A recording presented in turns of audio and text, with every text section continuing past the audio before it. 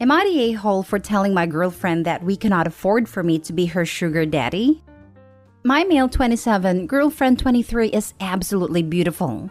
And most of her friends are also physically attractive women as well, and they like to party with rich men they meet. My girlfriend and I have been together for a couple of years. I make a decent living, but I'm not NBA rich. I don't have a trust fund. I'm not a tech millionaire. I just make a very good salary and bonuses. Enough to have paid for a good portion of my house and to have graduated without debt. I want to retire young enough to enjoy my life, so I invest and save most of my money. Not all. I'm still enjoying my life now. I'm even taking us to all-inclusive in Jamaica for the New Year's. But she's jealous of her friends. They get lavish gifts, and they go out for dinner all the time. She loves me, and we have plans for the future, but she keeps bringing up all the things her friends get from their male admirers. I finally snapped and said that I could not afford to be a sugar daddy. She said her friends aren't like that, so I pointed out that they literally do not make enough money to support the lifestyle they have. I pointed out that one of them drives a $1,000 Lexus, and she works part-time at a restaurant as a hostess. She says that I'm calling her friends workers, which I would not do, and judging them. So I asked her to explain how her friends afford dinner out at very expensive restaurants while earning minimum wage in some cases. So now she thinks I'm an a-hole for making what I feel are apt observations. She asked if I consider her that way, because I pay for everything and earn 6 times what she does. I told her no, that I'm proud to have a teacher for a girlfriend, but she is still sulking. Now for the top comments. You have 2 choices. Sit down with her and have an adult conversation that although she may be jealous of all the gifts her friends get, you do not/cannot get her all those same things. If you're paying for most of the luxury/bills whatever, you get a big say in what luxuries are enjoyed. Or you can end a relationship. She sounds a bit immature, not the a-hole. I was thinking she sounds naive. Yeah, or not. It's hard to say based on this post how transactional their relationship really is. But I thought it was odd that the first thing Opie did was say how beautiful she was. Not the a-hole, but if she is all about appearances and having nicer things, please know that she will ditch you when the person who can afford those things comes along.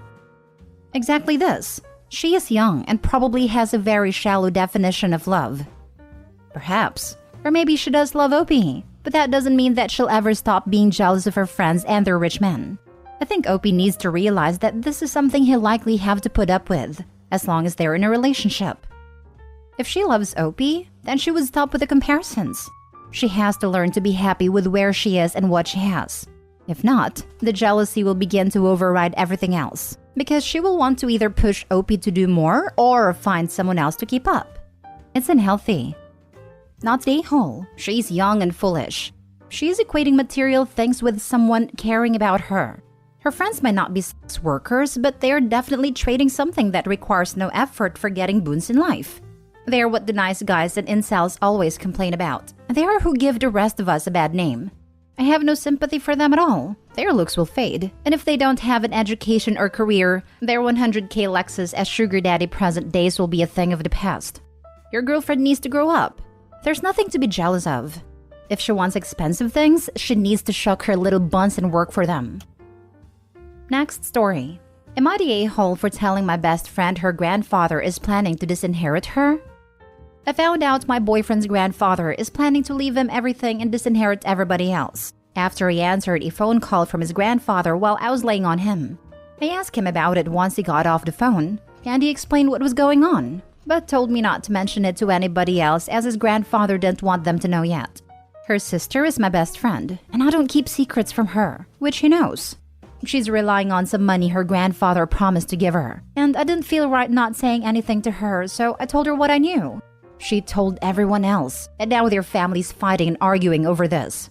Their grandfather is blaming me and wants my boyfriend to leave me, because he said I'm a troublemaker. My boyfriend is also angry at me, because now his sister is refusing to speak to him or let him explain. Am I the a-hole? Info. Why is the grandfather doing that? But with the current info, you're the a-hole. Boyfriend told you not to tell anyone, and likely wouldn't have even told you had you not been next to him while he was on the phone. My boyfriend is his favorite grandchild, and because he thinks the rest of them are disappointments in comparison. They sure do sound like a disappointment if they are depending on the inheritance to plan their future. The only reason my best friend was relying on the inheritance is because her grandfather told her himself what he was going to leave her, and that he would make sure she was taken care of so she wouldn't worry. Now that she knows it was a lie, she's making different choices to make sure she'll be okay without his help. You're the a-hole. Don't insert yourself into other people's business. Don't lie and pretend you won't say anything when you were planning on saying something. Your boyfriend should leave you. You chose your best friend over your boyfriend, OP. Your choice to make. But if I were the boyfriend, I'd probably leave you over it, knowing I'd always be second priority to my sister. I get why you did it. Just laying out the implication here for you. Hopefully this isn't a very serious relationship. You're the a-hole. You were told by someone you presumably love and respect to keep a secret and just cause trouble. This was family business. None of your business to get involved. Exactly this. You were asked to keep a secret and failed miserably. You have now caused unnecessary family drama. But more than that, trust is the foundation of a good relationship. And now you have shattered it by blabbing news that was not yours to share. You know the saying, when a person shows you who they are, believe them. You have shown your character or lack thereof, and your boyfriend and his grandfather are left to believe you. Next story. Am I the a-hole for not taking the option of working from home? I work for a tech company while my husband is an aspiring author. He has had some success, and we hope for more in the future.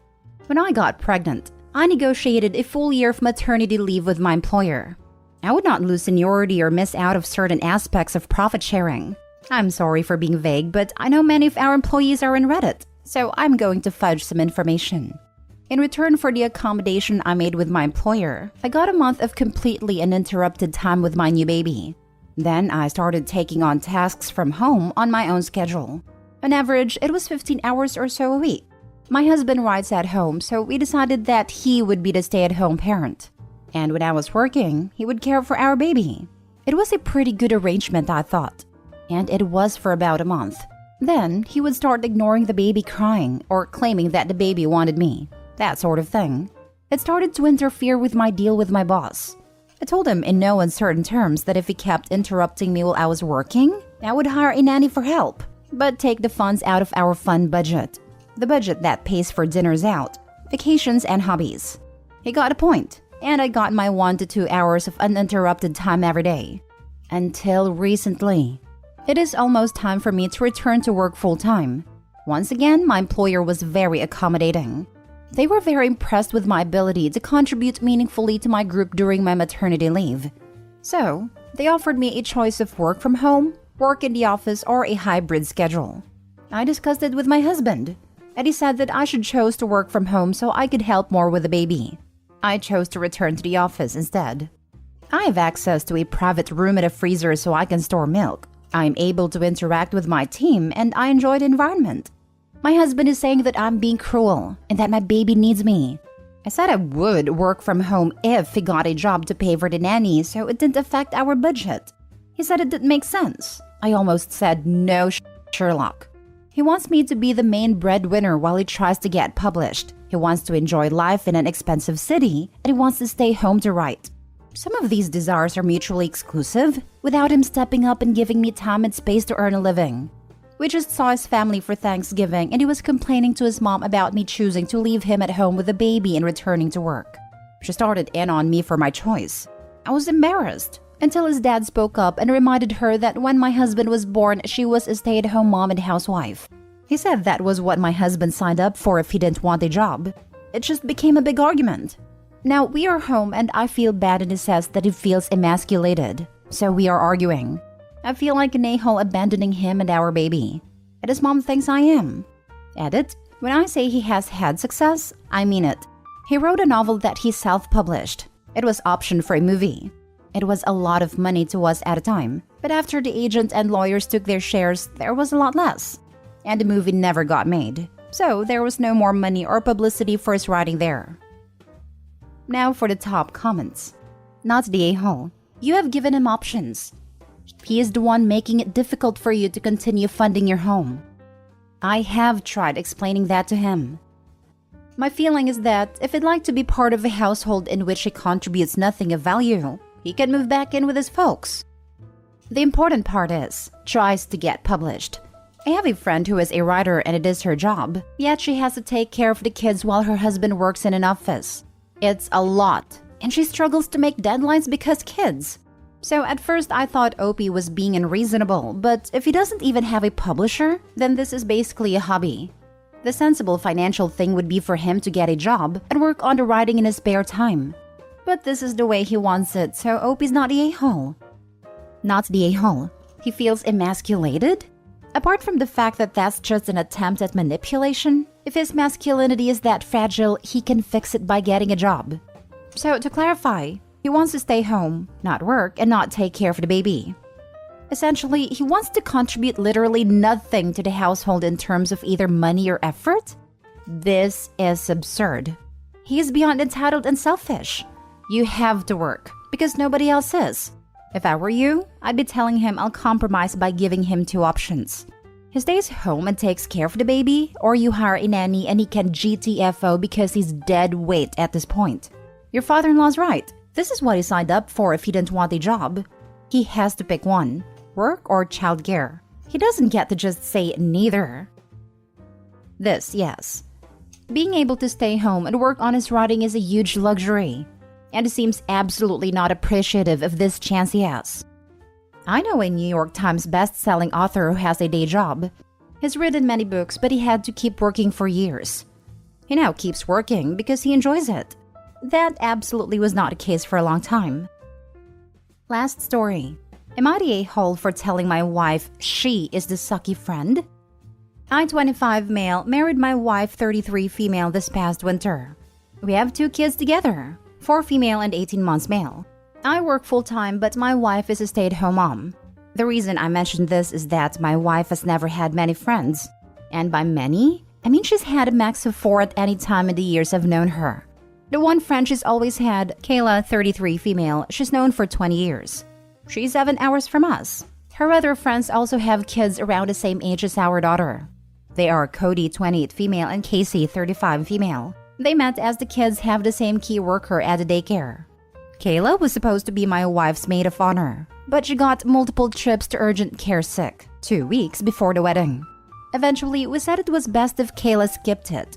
My wife was gutted not to have her best friend there, but had Cody step in.